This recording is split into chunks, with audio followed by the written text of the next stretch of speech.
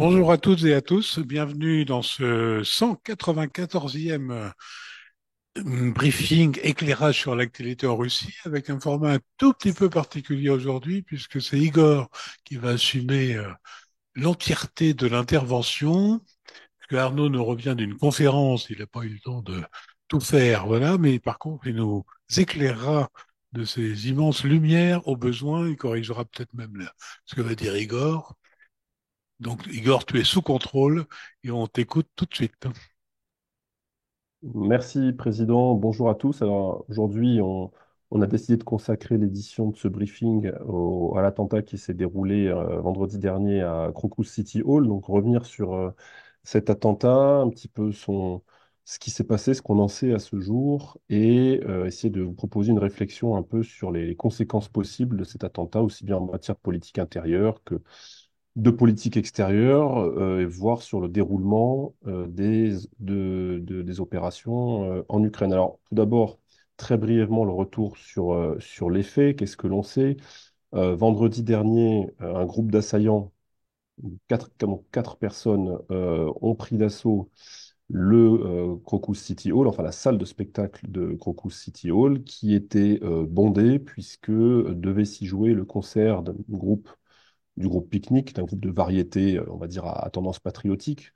Un concert qui se joue à guichet fermé, puisque tous les billets avaient été vendus en amont. Et les assaillants, autour de 20 heures, donc, font irruption dans la salle et se mettent à tirer dans la foule, à utiliser visiblement aussi des grenades, y compris des grenades incendiaires. En tout, l'assaut du bâtiment va durer entre 15 et 20 minutes, entre l'irruption du commando, j'allais dire l'attaque dans la salle de spectacle elle-même, et j'allais dire ensuite la confusion qui s'ensuit. On estime que donc cette phase-là a duré entre 15 et 20 minutes. Euh, Très rapidement, les réseaux sociaux sont inondés de vidéos tournées par les gens dans la salle, hein, qui filment ce qui se passe, les gens qui sont tapis derrière les sièges, qui tentent de s'enfuir par des issues de secours, dont certaines, manifestement, en tout cas, selon certains témoignages, étaient condamnées. Euh, Lorsqu'on visionne ces vidéos, on s'aperçoit qu'on est face à un commando qui a l'air visiblement à l'aise dans l'orientation, qui s'oriente bien dans ce grand complexe, qui sait par quel bout prendre un fusil d'assaut, qui visiblement sait se servir de grenades. On apprendra donc ensuite que ces personnes ont visité les lieux au préalable, ont fait des visites de reconnaissance, entre guillemets, les 7, 10 et 14 mars, donc à plusieurs reprises, pour prendre connaissance des lieux. Et rappelons aussi à ce stade que, pour un élément de contexte qui compte, hein, que les États-Unis avaient prévenu une semaine auparavant les autorités russes qu'il y avait un risque d'attentat anormalement élevé sur Moscou, visiblement, et d'ailleurs, sur le site de leur ambassade, un message d'alerte avait été posté spécifiquement pour les 16 et 17 mars, donc le week-end électoral, hein, pour lequel les Américains estimaient qu'il y avait donc une menace très élevée à prendre en compte, avec les recommandations qui s'appliquent dans ces cas-là. Alors, quelques mots sur la cible, sur le site Crocus City Hall. Bon, pour les moscovites, les gens connaissent probablement les lieux, mais pour les autres, il s'agit d'un complexe assez vaste, en fait, où on trouve aussi bien une salle de spectacle qu'un centre commercial, un aquarium.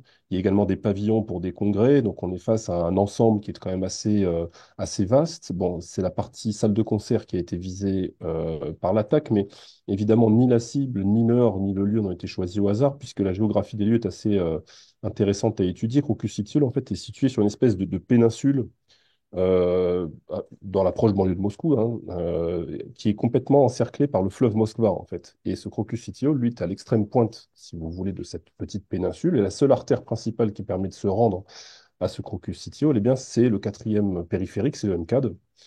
Tant et si bien que j'allais dire, les assaillants n'ont pas choisi au hasard cet endroit parce qu'ils savaient bien que au moment où ils lanceraient leur attaque, eh bien, l'accès au lieu pour les secours, les forces de police et les ambulances serait évidemment entravé parce qu'il n'y a qu'une seule artère principale qui est le MCAD et qu'à cette heure-ci, un vendredi, entre 20 heures et 21 heures sur le MCAD, eh bien, il y a des bouchons qui sont énormes et que par conséquent, cela allait entraver, ralentir l'action des forces de secours et des forces de police. Mais à contrario, ça aurait pu transformer ce Crocus City Hall en souricière. pour les preneurs d'otages, pour s'exfiltrer, ce qui n'a pas, enfin les preneurs d'otages, excusez-moi, les assaillants, ce qui n'a pas été le cas, puisqu'ils ont réussi évidemment à prendre la poudre d'escampette et à s'échapper. Donc ils ont été interpellés quelques heures plus tard, le lendemain, dans la région de Bryansk, à une centaine de kilomètres manifestement de la frontière ukrainienne. Donc ils ont été interpellés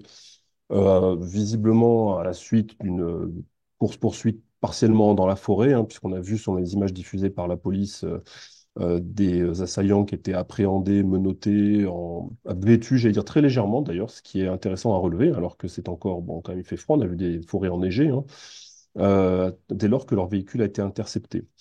Alors, qu'est-ce qu'on sait de ces assaillants? Ils sont au nombre de quatre, ils ont entre 19 et 30 ans, ils sont visiblement tous mariés, visiblement tous pères de famille, originaires du Tadjikistan. Lorsqu'on visionne les vidéos diffusées par les services de sécurité russes, on s'aperçoit qu'ils parlent pas le russe ou qu'ils parlent peu ou mal le russe. Euh, on voit ça notamment à l'aune enfin, quand on visionne les interrogatoires menés à chaud, hein, sur le terrain, sur le lieu d'arrestation en fait, hein, de ces assaillants. Finalement, enfin, l'impression qui domine, mais de manière purement subjective, j'allais dire, quand on voit ça, c'est qu'on a le sentiment de pas vraiment avoir affaire à des djihadistes radicalisés du type de ceux qu'on a pu connaître en France, par exemple, avec le Bataclan, mais qu'on a plutôt affaire à des gens qui ont été recrutés pour mener une action violente de nature terroriste. Mais une fois encore, le sentiment qui domine quand on visionne tout ceci, c'est que ce ne sont pas forcément des gens qui sont dans une cellule djihadiste et qui ont écouté des heures de prêche radicaux. Bon. Euh, c- on apprend là toujours en visionnant ces vidéos que ces gens ont été recrutés par les réseaux sociaux, notamment à travers via un prédicateur qui les aurait donc contactés, qui leur aurait promis une somme d'argent, 500 000 roubles, ce qui fait environ 5 000 euros pour les quatre, pour réaliser donc cette attaque. Euh, et qu'évidemment, ils auraient obtenu les armes et tout le matériel nécessaire pour mener leur attaque via ce prédicateur dont on ne sait pas grand-chose, à vrai dire, à l'heure actuelle. Alors, évidemment, il y a des choses qui intriguent. On se demande pourquoi ils ont fui déjà tous ensemble et qu'ils ne se sont pas fuis séparément dans des directions différentes pour compliquer la tâche des services de sécurité. Ils ont fui dans la même voiture avec laquelle ils sont arrivés. Alors manifestement, il y avait un second véhicule qui était prévu, mais qui s'est retrouvé complètement piégé par l'arrivée des ambulances, des forces de police, et donc qui était inutilisable. Et ensuite, pourquoi est-ce qu'ils fuient vers l'Ukraine? Puisque, bon, a priori, zone frontalière avec l'Ukraine est une zone largement militarisée, ou en tout cas, on est à peu près sûr de rencontrer des forces de police ou des forces militaires à peu près sur toutes les routes.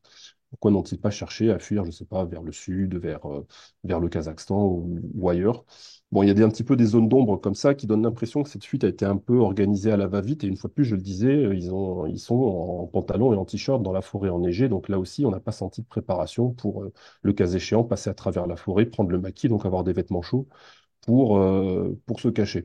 Alors, euh, très vite dans la soirée, il y a une première revendication qui tombe sur les réseaux sociaux, qui est une revendication sous forme de communiqué qui est attribuée à l'État islamique et notamment sa branche du Khorasan, hein, qui est donc une filiale de l'État islamique implantée en Afghanistan en 2015 et qui donc diffuse un communiqué sous forme écrite. Alors c'est intéressant, enfin c'est important de le relever parce que ce communiqué va susciter la controverse et venir alimenter les inévitables théories du complot qui depuis ont surgi, puisque selon de très nombreux experts, alors experts ou autoproclamés experts, indique rapidement que la façon dont ce communiqué est rédigé et j'allais dire, la mise en page du communiqué ne correspond pas à ce que l'État islamique fait depuis plusieurs années. Que finalement, ils reprennent je veux dire, un ancien modèle de communiqué de l'État islamique qui n'était plus du tout utilisé depuis plusieurs années.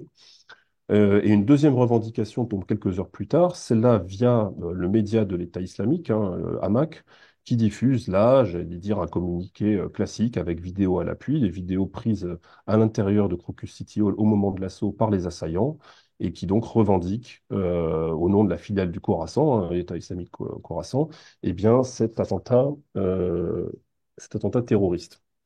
Alors, quelle a été la réaction des autorités russes? Il y a eu une première allocution du chef d'État le 23 mars à la mi-journée, une allocution assez courte, entre 5 et 6 minutes, Une prise de parole dans laquelle, évidemment, il revient sur l'attaque, il loue, j'allais dire, la solidarité des Russes à l'égard de ces heures très très difficiles.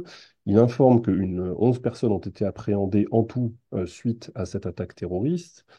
Il ne donne pas l'impression d'endosser la théorie selon laquelle c'est l'État islamique qui est responsable de cette attaque. En tout cas, elle semble passer un petit peu sous le tapis. En revanche, il met la lumière assez rapidement sur de supposées connexions ukrainiennes avec les assaillants. Il fait référence aux pratiques notamment néo-nazis, enfin nazis de meurtre de masse.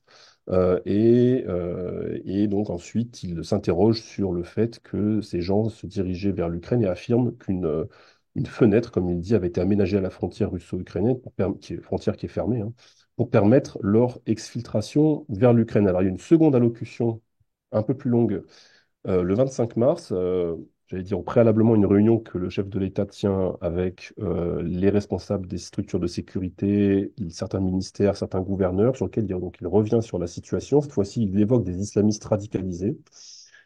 Et visiblement, le fait qu'on ait arrêté ces islamistes radicalisés ne suffit pas aux autorités russes, puisque désormais, en tout cas c'est ce qu'affirme Vladimir Poutine, elles s'intéressent davantage aux commanditaires, finalement les gens qui auraient commandé cet attentat auprès de ces quatre personnes. Et dans un troisième temps, il désigne explicitement l'Ukraine. Alors, en fait, il s'interroge finalement à qui profite le crime, et c'est dans ce contexte-là qu'il désigne l'Ukraine comme étant principal bénéficiaire, selon Vladimir Poutine, de cette attaque, puisque selon lui, cela permet comment dirais-je, cela s'inscrit dans l'échec de la contre-offensive ukrainienne, les difficultés rencontrées sur le front par l'armée ukrainienne, et cela donc finalement est selon lui, une conséquence quelque part logique de l'extension du conflit sous forme terroriste en Russie, étant donné les ratés sur le terrain militaire. Hein. Donc ça, c'est ce qui est à retenir de cette seconde allocution. En revanche, à la sortie de cette réunion, on a des déclarations à la fois faites par le chef du FSB, M. Bortnikov, mais également par le secrétaire général du Conseil de sécurité, M. Patrouchev, qui, eux, de manière très explicite, sans aucune hésitation, désigne l'Ukraine comme soutien, comme responsable de cet attentat. On voit aussi des théories émerger alors, sur les canaux Telegram, selon différentes sources qui commencent à essayer de trouver également des appuis au sein de certains services occidentaux. Les agences de renseignement anglo-saxonnes sont nommément citées ça et là sur différents canaux. On voit donc tout un storytelling qui se met en place, évidemment, et qui tend à minorer, j'allais dire, finalement, la responsabilité de ces quatre personnages qui apparaissent un peu comme des pieds nickelés, hein, très franchement, à minorer leur responsabilité. D'ailleurs, on apprend aujourd'hui que d'après les analyses de sang prélevées sur eux, ils auraient été sous l'emprise de substances au moment du passage à l'acte, donc ils n'étaient pas forcément maîtres de leurs moyens, ce qui rentre dans cette approche narrative de minorer un peu leurs responsabilités pour majorer la responsabilité des commanditaires. Et là, évidemment, on tombe très rapidement sur l'Ukraine et dans cette logique-là, certains de ses soutiens. Donc, finalement, cette histoire vient nourrir le récit officiel en Russie sur la nature du régime à Kiev, etc., etc. Donc, on voit que finalement, tout ceci converge un peu dans le même sens. Côté occidental, eh bien, là, les explications sont beaucoup plus simples finalement. Hein. Pour les États-Unis comme pour leurs alliés, il n'y a pas vraiment de doute. L'origine de l'attentat, enfin l'attribution, c'est l'État islamique au Khorasan, et l'Ukraine n'a absolument rien à voir avec ce qui s'est passé. Donc deux approches très différentes. Pour les Russes, on privilégie une attaque sous faux drapeau avec une réattribution au final à l'Ukraine. Et pour les Occidentaux, évidemment, il ne faut pas aller chercher beaucoup plus loin que la revendication, l'État islamique.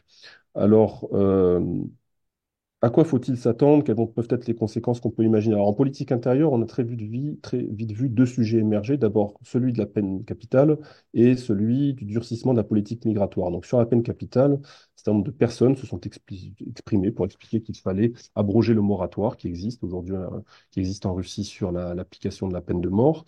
Le premier d'entre eux, que chacun connaît, Dmitri Medvedev, s'est fendu d'un post Telegram extrêmement explicite sur la question et une nouvelle fois s'est fait le porte-drapeau des durs pour évidemment défendre cette idée.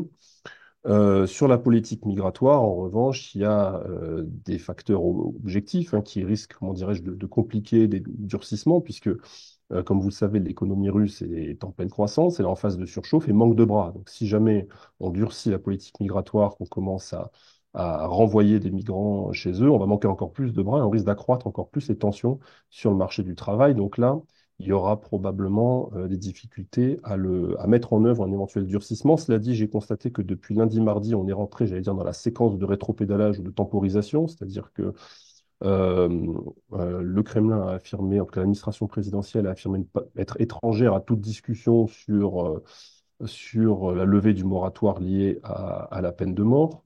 Vladimir Poutine, qui s'exprimait ce matin devant des militaires, a expliqué que tous les discours qui sont de nature à propager l'idée de la Russie aux Russes le faisaient tressaillir, puisque c'était évidemment dangereux pour la solidarité du pays, l'intégrité territoriale du pays. Je rappelle qu'en Russie, il y a 150 nationalités et que bon, bah, les Russes ont une nationalité, évidemment, j'allais dire tutélaire, mais une nationalité parmi d'autres, et que si on commence à dire la Russie aux Russes, eh bien, on risque de s'aliéner toutes les autres et de fragiliser la cohésion nationale. Donc finalement, il s'en tient à son discours de cohésion nationale et de solidarité qu'il a prononcé, qu'il a évoqué lors de sa première prise de parole.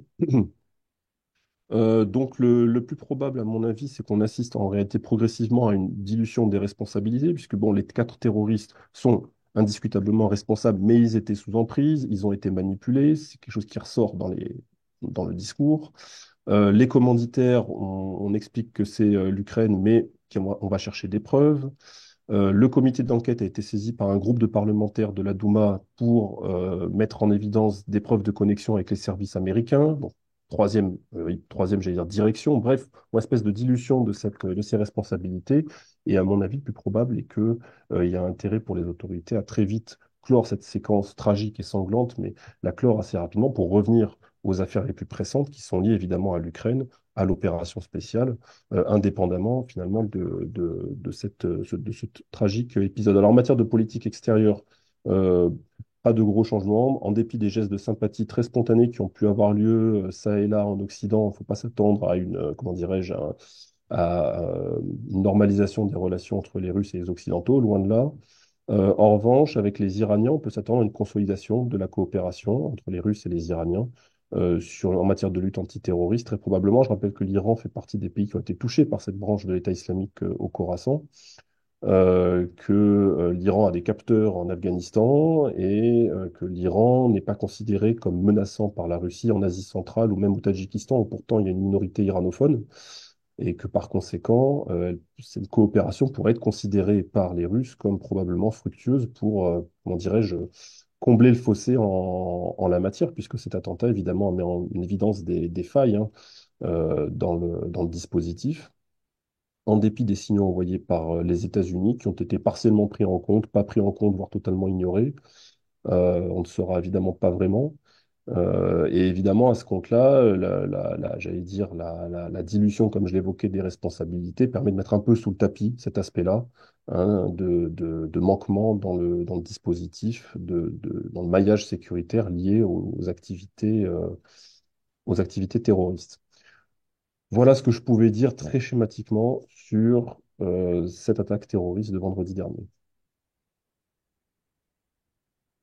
Euh, alors, on a beaucoup de questions, évidemment. Il semble que certains des assaillants venaient ou étaient passés par la Turquie. Est-ce qu'il y aurait des tensions à venir entre Moscou et Ankara? Alors effectivement, on sait qu'il y a au moins deux des quatre, des quatre assaillants qui sont passés par Istanbul, pas longtemps avant le passage à l'acte d'ailleurs, qui se sont pris en photo à Sainte-Sophie, enfin à Istanbul.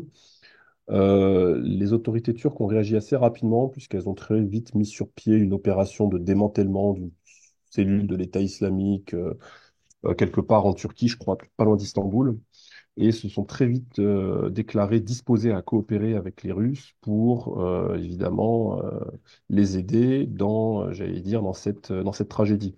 De là à dire qu'il y aurait comment dirais-je, ça troublerait les relations entre Moscou et Ankara, moi je n'y crois pas vraiment, à vrai dire. À mon avis, là aussi, ils ont plutôt intérêt à mettre ça de côté et pas en faire un verrou pour leurs relations.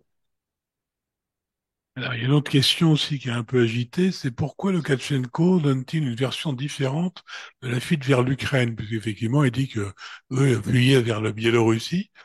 Donc, on va avoir une certaine logique en termes de franchissement de frontières. Et c'est un petit peu curieux qu'il y ait cette différence de discours entre deux présidents qui Mm. communiquent et qui s'estiment. Bah, peut-être qu'il se sert de cet épisode et cet aspect-là, j'allais dire, de l'épisode comme d'un élément, j'allais dire, pour se distancer, enfin, faut pas dire de levier, mais un élément de langage un petit peu différent, oui, pour se distinguer du président russe. Et peut-être qu'il y a des dossiers entre eux en ce moment, une négociation sur une plus grande intégration, vous savez, entre la Russie et la Biélorussie, qui donne lieu en interne à des petites, comment dirais-je, divergences ou des divergences d'interprétation. Et donc, c'est un moyen, c'est un symptôme, à mon avis, de ces divergences-là ou de ces différences d'appréciation sur les modalités de, voilà, de rapprochement et de rapprochement de plus en plus important des deux États. Alors, Arnaud me dit qu'il y a une nouvelle qui vient de tomber, nous t'écoutons. Oui, dans le prolongement de ce que vient de dire Igor, donc le développement le plus récent et qui confirme ce que disaient Patrouchev et Bortnikov lundi, donc la piste ukrainienne, entre guillemets, hein, ou le narratif ukrainien du pouvoir russe. Donc à l'instant, enfin il y a quelques minutes, le comité d'enquête déclare avoir trouvé des preuves de transfert d'argent, de sommes, je cite, significatives, d'argent et de crypto en provenance d'Ukraine qui auraient été utilisés pour préparer l'attaque terroriste. Donc la piste ukrainienne non seulement n'est pas abandonnée par le pouvoir russe, mais à mon avis, elle va trouver de nouveaux développements et cette déclaration ouvre la voie, à mon avis, Mm. à une officialisation finalement de ce Ouais. narratif. Parce que Ouais, là, ouais. Oui, parce qu'ils sont dans la recherche de preuves, hein, comme l'a dit Vladimir Poutine, hein. Il a demandé à ses administrations de chercher des preuves, de faire la lumière, et donc on est soit dans la construction, soit dans la phase où on va étayer cette théorie-là, ce qui ne va rien changer pour les Occidentaux, évidemment. la question, c'est une fois que cette thèse est officialisée, on n'est plus à l'état de rumeur. Mm, Si le comité d'enquête dit on a des preuves, qu'est-ce que ça change pour le pouvoir russe? Qu'est-ce que ça change pour la Russie? Alors, la version la plus populaire, c'est en Occident et dans la presse occidentale, ils ont besoin de ça pour justifier une nouvelle mobilisation. Personnellement, je suis sceptique sur la mobilisation, mais ça va avoir une traduction politique et peut-être militaire. Enfin, pas forcément par la mobilisation, encore une fois. Est-ce que c'est permis de tuer entre guillemets pour Zelensky? Enfin, voilà, mais qualification de l'Ukraine comme État terroriste. mm. Ce n'est pas anodin. Ce n'est pas Non, anodin, mais je ne suis pas certain que ce soit la mobilisation l'hypothèse la plus crédible. non, j'y crois pas trop non plus. Ça me paraît pas vraiment à l'ordre du jour. En revanche, oui, on peut imaginer qu'il y ait des représailles plus ciblées sur certains responsables ukrainiens que la Russie s'interdisait de frapper jusqu'à présent. Alors, soit qu'il y avait un accord tacite entre les parties, entre les belligérants, et qui est caduque aujourd'hui de fait, hein. Euh, Indépendamment, j'allais dire, de l'origine puisque désormais c'est son interprétation qui fait foi, hein, de l'origine de l'attentat terroriste. Mais on peut, oui, imaginer que désormais, certains responsables, alors M. Boudanov avait déjà, me semble-t-il, été visé l'année dernière par un tir de missile dans son propre quartier général. Il en avait réchappé. Mais peut-être que voilà, les choses vont se reproduire et pourquoi pas, oui, effectivement, pour que le président ukrainien devienne une cible légale, comme on dit en Russie. Alors, on a évidemment en parallèle de la version ukrainienne en Occident un certain nombre d'assertions sur la responsabilité des organes russes sur le Mm. sujet, que ce serait aussi une opération haute flag pour justifier une chose comme ça. Est-ce que c'est quelque chose qui peut qui peut un peu prendre en Russie ou pas du tout? Bah, alors, il y a deux éléments dans ce genre de circonstances. Hélas, les théories du complot fleurissent toujours très vite, hein. Souvenez-vous, pour le 11 septembre, on avait un petit peu la même chose, hein, qui avait été élaborée euh, donc sur les agences de sécurité américaines, etc. Euh, la Russie, on sait que c'est un pays qui traditionnellement se prête plutôt bien. Enfin, les théories du complot fleurissent rapidement en Russie. C'est un endroit où elles sont assez populaires. Moi, personnellement, ça me paraît peu crédible et peu plausible.